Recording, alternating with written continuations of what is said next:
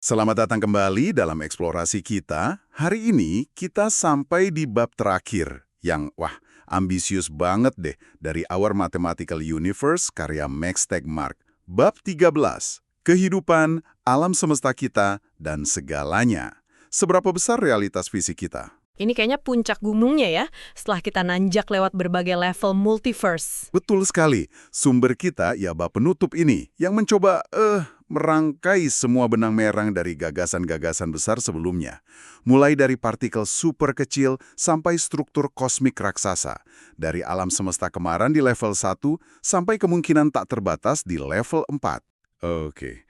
Dan misi kita di sini berarti mencoba menangkap apa sih intinya gitu.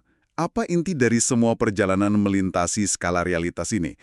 Dan gimana ini mengubah cara kita memandang alam semesta, kehidupan, bahkan ya diri kita sendiri.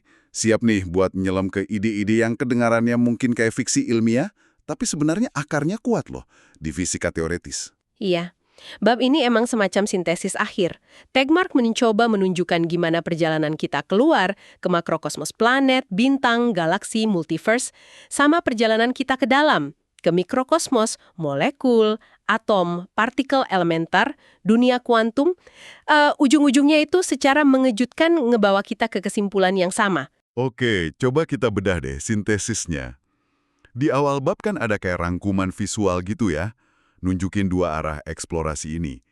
Kalau keluar, kita lihat bumi cuma titik kecil, terus tata surya, galaksi kita, kelompok galaksi, alam semesta teramati, terus ada kemungkinan alam semesta lain di luar horizon kita, level I, atau bahkan alam semesta dengan hukum fisika beda, level 2. Nah, terus kalau ke dalam, kita nemu partikel dasar, dunia kuantum yang aneh banget itu, level 3. Tapi intinya, kedua perjalanan ini meskipun arahnya berlawanan, Ujungnya sama. Gimana tuh maksudnya? persis, arahnya beda, tapi petunjuknya konsisten. Realitas fisik kita yang paling fundamental itu tampaknya sifatnya matematis murni. Nah, ini inti dari apa yang disebut hipotesis alam semesta matematis, atau MUH, Mathematical Universe Hypothesis. Ini yang kemudian mengarah ke Multiverse Level 4. Multiverse level 4. Iya, sebuah landscape yang luasnya tak terbayangkan, isinya semua struktur matematika yang secara logika konsisten. Dan alam semesta kita ini ya cuma salah satu aja di dalamnya. Tunggu, ini bukan sekedar bilang fisika itu pakai banyak matematika kan? Kedengerannya ini klaim yang lebih radikal ya? Jauh lebih radikal. MUH itu bilang kalau realitas adalah struktur matematika. Bukan cuma dijelaskan oleh matematika, tapi sama dengan matematika itu sendiri. Ingat nggak sifat-sifat dasar partikel kayak elektron, massa, muatan, spin itu kan cuma angka-angka aja. Iya sih, bener juga. Atau hukum fisika, itu kan diekspresikan sebagai persamaan matematika. Terus ruang waktu Einstein, itu kan dijelaskan pakai geometri matematis. Dan dunia kuantum di level 3 dengan fungsi gelombangnya, itu hidup di ruang abstrak matematis namanya ruang Hilbert. Oke. Nah, Tegmark berargumen ini semua bukan kebetulan. Ini petunjuk tentang sifat asli realitas. Bab ini mencoba menyatukan semua petunjuk itu jadi satu kesimpulan besar. Wow, konsekuensinya gede banget dong buat cara kita melihat diri sendiri juga ya. Buku ini kan sering nyebut pukulan buat ego manusia. Kita bukan pusat tata surya, matahari kita biasa aja, galaksi kita cuma 1 dari miliaran, materi kita ternyata minoritas. Dibanding materi gelap dan energi gelap, iya. Terus kita mungkin cuma satu gelembung alam semesta di antara banyak, level 1 dan 2. Bahkan kesadaran kita mungkin nggak unik. Ada level 3 dan AI. Tapi, apa ini berarti kita jadi nggak penting gitu? Emang nunjukin kita sering meremehkan skala kosmos. Tapi di sisi lain kita juga sering banget meremehkan kekuatan pikiran kita buat memahami itu semua. Dari Eratosthenes ngukur keliling bumi ribuan tahun lalu, sampai sekarang kita bisa memetakan struktur skala besar alam semesta, kemampuan kita itu luar biasa. Benar juga ya. Dan kalau MUH ini benar, wah ini implikasinya besar banget buat masa depan fisika. Nah, ini nih yang menarik. Gimana implikasinya kalau kita terima aja hipotesis ini ya, meskipun baru hipotesis kerja ya, bahwa realitas itu matematika. Gimana ini mengubah cara kerja fisikawan? Kalau MUH salah, Tegmark bilang, fisika fundamental itu mungkin bakal mentok. Kita bakal terus nanya, kenapa persamaannya begini bukan begitu? Dari mana hukum-hukum ini datang? Tanpa jawaban paling dasar. Tapi, kalau MUH itu benar, Berarti secara prinsip nggak ada jalan buntu. Fisika nggak akan pernah selesai. betul. Karena kalau realitas itu matematika, dan struktur matematika itu tak terbatas jumlahnya, ya berarti selalu ada hal baru buat dijelajahi dan dipahami. Batasnya cuma imajinasi kita sama kemampuan komputasi kita aja. Wah, oke. Jadi pertanyaan besar buat fisika pun geser. Bukan lagi cuma apa sih persamaan fundamental akhir yang ngejelasin alam semesta kita, tapi lebih ke arah di mana posisi alam semesta kita ini dalam landscape struktur matematika level 4 yang maha luas itu. Dan yang lebih penting lagi, gimana caranya kita bisa nurunin pandangan katak, maksudnya pengalaman subjektif kita sehari-hari, hukum fisika yang kita amati di sini, dari pandangan burung, yaitu struktur matematika abstrak yang mendasarinya. Pandangan katak dari pandangan burung. Iya, ini tantangan konseptual yang luar biasa. Fisika jadi kayak semacam arkeologi matematis gitu. Oke. Itu gambaran besarnya ya. Sekarang coba kita pulang deh ke alam semesta kita sendiri. Rumah kita di dalam struktur matematika raksasa ini. Bab ini kan juga bahas nasib akhir alam semesta kita. Apa aja kemungkinannya? Ada beberapa skenario kiamat kosmik yang dibahas nih, di tabel 13.1 itu. Iya. Nasib jangka panjang alam semesta kita ini sangat bergantung sama sifat energi gelap. Itu loh entitas misterius yang bikin ekspansi alam semesta makin cepat dan ngisi sekitar 70% kerapatan energinya. Skenario utamanya tergantung gimana energi gelap ini berperilaku seiring waktu. Skenario pertama, gimana kalau energi gelapnya konstan?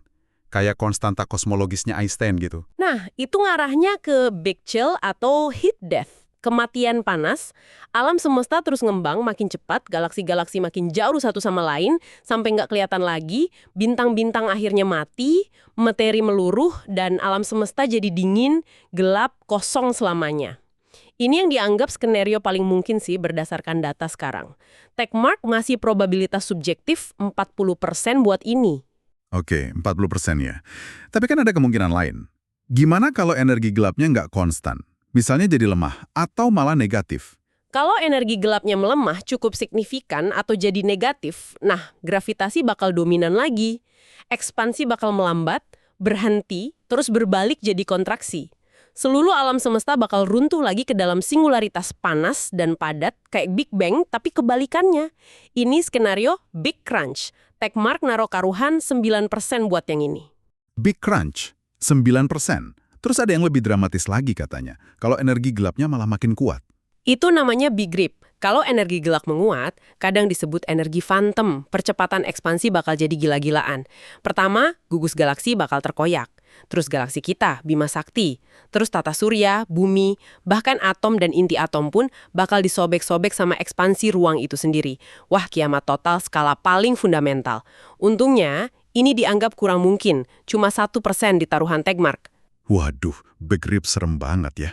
Selain itu ada juga Big Snap sama Death Bubbles, itu apa lagi? Big Snap itu terkait sama gagasan kalau ruang waktu mungkin nggak mulus, tapi punya struktur kayak pixel gitu di skala Planck yang kecil banget. Kalau ekspansi terus-terusan meregangkan pixel ruang ini sampai batasnya, ruang itu sendiri bisa patah atau retak. Ini nyambung ke prinsip holografik yang bilang jumlah informasi maksimum dalam suatu volume ruang itu terbatas. Sekitar 10⁻124 bit buat alam semesta teramati kita. Oke, Big Snap itu ruangnya yang patah. Kalau Death Bubbles? Nah, Death Bubbles ini lebih spekulatif lagi, nyambungnya ke ide multiverse level 2. Bisa jadi gelembung alam semesta lain yang hukum fisikanya beda atau keadaan vakumnya beda, tiba-tiba muncul di alam semesta kita terus ngelembang dengan kecepatan cahaya. Ini bakal ngubah fundamental realitas dan ngehancurin apa aja di jalurnya. Astaga, ini semua kan skenario skala kosmik yang jauh banget ya di masa depan. Gimana dengan ancaman yang lebih dekat nih, yang relevan buat kehidupan khususnya kehidupan cerdas kayak kita? Bab ini kan bahas konsep risiko eksistensial. Iya, istilah dari filsuf Nick Bostrom itu, maksudnya ancaman yang bisa bikin kehidupan cerdas dari bumi ini punah atau potensinya jadi terbatas banget secara permanen. Techmark bagi jadi 2 kategori besar, yang alami sama yang buatan manusia. Oke, risiko alami dulu deh. Apa aja tuh yang perlu kita waspadai? Yang paling pasti ya, matahari kita menua.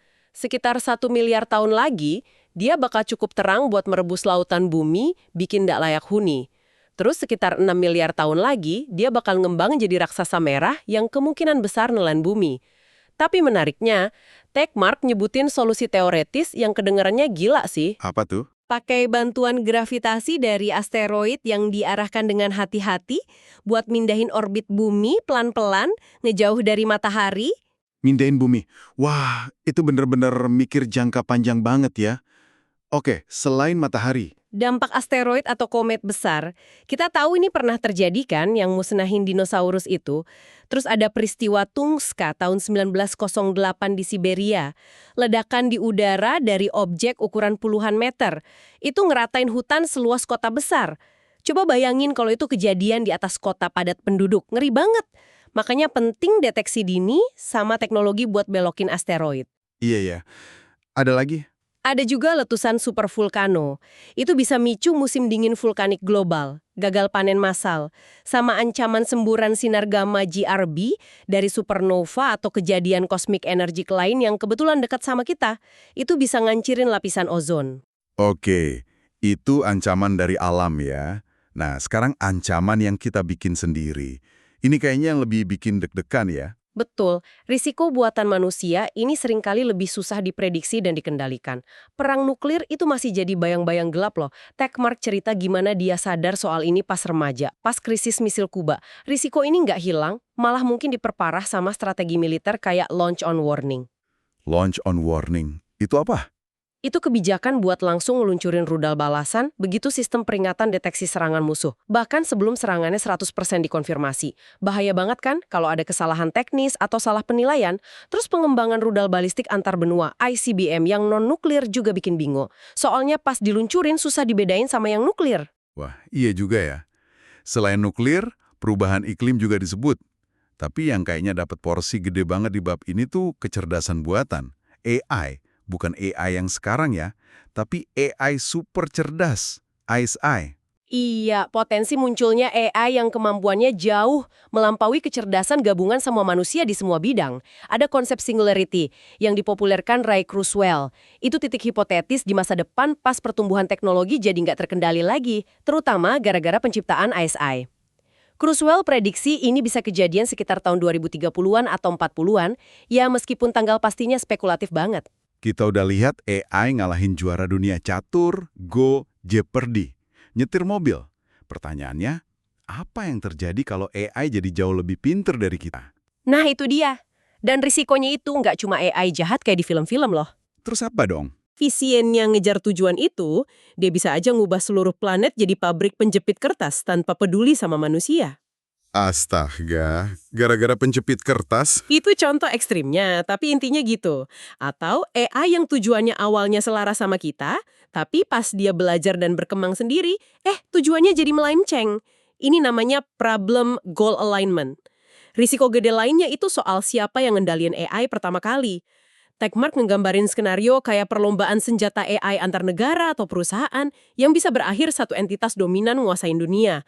Atau skenario manusia berhasil memperbudak AI, atau malah AI-nya jadi sadar dan punya agenda sendiri. Nah, ini nyambung ke pertanyaan soal kesadaran AI. Mungkin nggak sih mesin super cerdas ini jadi sadar juga? Kalau iya, kesadarannya kayak kita nggak? Ini pertanyaan filosofis yang dalam banget, dan belum ada jawabannya sih. Tegmark spekulasi kalau kesadaran itu mungkin produk sampingan dari pemrosesan informasi yang kompleks. Jadi, AI bisa jadi sadar.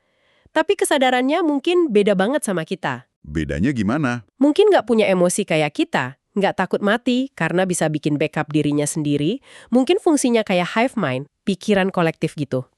Ini menarik karena bisa jadi jawaban buat argumen kiamat. Doomsday argument yang dibahas di bab sebelumnya. Itu loh argumen statistik yang bilang spesies manusia mungkin bakal punah relatif cepat. Jadi idenya mungkin yang berakhir itu bukan kehidupan cerdas secara umum, tapi cuma kelas referensi spesifik kesadaran biologis manusia kayak kita ini. Terus diganti sama bentuk kesadaran lain yang basisnya silikon. Tepat sekali. Mungkin masa depan kehidupan di alam semesta ini bukan punya kita lagi, tapi punya keturunan kita yang berbasis AI. Wah, ini ngubah cara kita mikir soal kelangsungan hidup dan warisan ya. Itu kiamat atau cuma transisi? Mikirin ini semua luasnya multiverse, potensi kiamat kosmik, resiko eksistensial, kemungkinan diganti AI, gampang banget ya jadi ngerasa kecil, nggak berarti, bahkan agak depresi gitu. Techmark sendiri ngakuin perasaan itu. Tapi dia bilang pandangannya berubah. Kok bisa? Perubahan perspektifnya itu datang dari mikirin dalam-dalam soal paradoks Fermi sama konsep filter hebat atau great filter. Paradoks Fermi kan nanya, kalau alam semesta ini tua dan gede banget, terus banyak potensi planet layak hidup, kenapa kita nggak lihat bukti adanya peradaban alien maju? Di mana semua orang? Iya, itu pertanyaan klasik ya. Terus filter hebat itu penjelasannya. Iya, filter hebat. Idenya Robin Hanson. Itu hipotesis kalau ada semacam rintangan atau langkah evolusi atau teknologi yang susah banget atau nggak mungkin banget buat dilewatin sama kehidupan. Makanya alam semesta kelihatannya sepi. Pertanyaan pentingnya, filter hebat itu letaknya di mana dalam garis waktu kehidupan? Apakah di masa lalu kita? Misalnya, lompatan dari benda mati jadi hidup itu sendiri. Atau dari sel prokariotik ke eukariotik yang kompleks. Atau munculnya kecerdasan tingkat manusia. Kalau filternya di masa lalu dan kita udah berhasil ngelewatin, Adanya di masa depan kita. Nah, ini skenario yang bikin khawatir.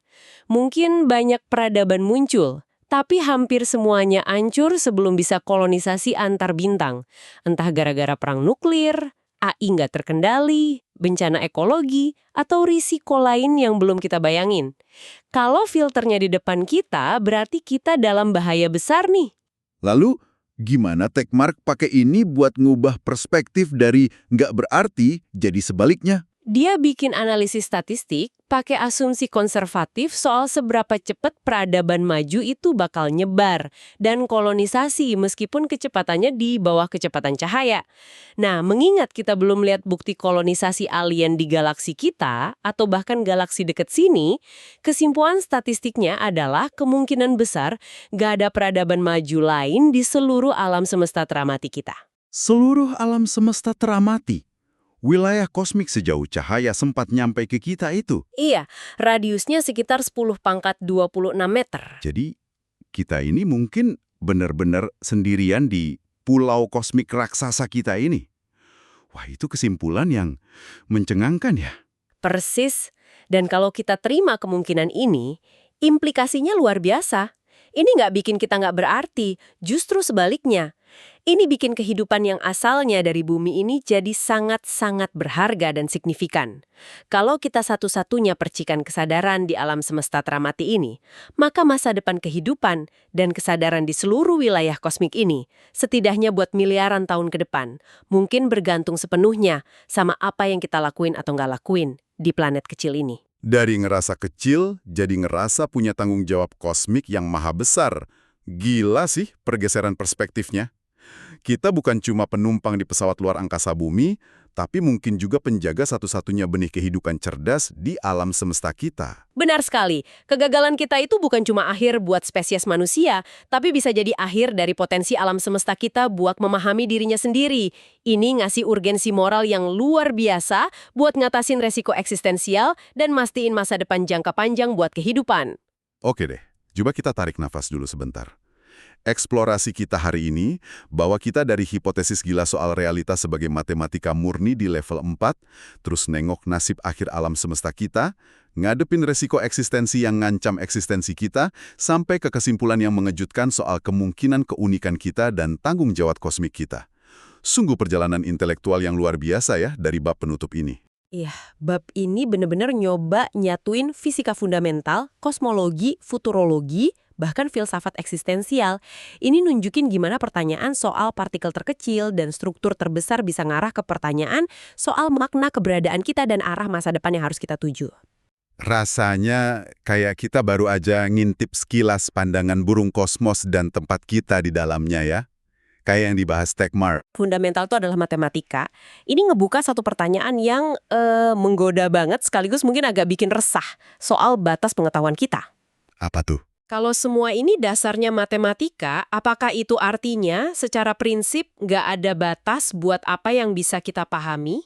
Apakah keturunan kita nanti, atau mungkin AI super cerdas penerus kita, Suatu saat bakal bisa memahami seluruh struktur matematika itu atau setidaknya bagian tempat kita ada secara lengkap, atau apakah skala dan kompleksitas level IV yang nggak kebayang itu sendiri bakal selamanya jadi batas buat pandangan katak kita, sepintar apapun kita nanti?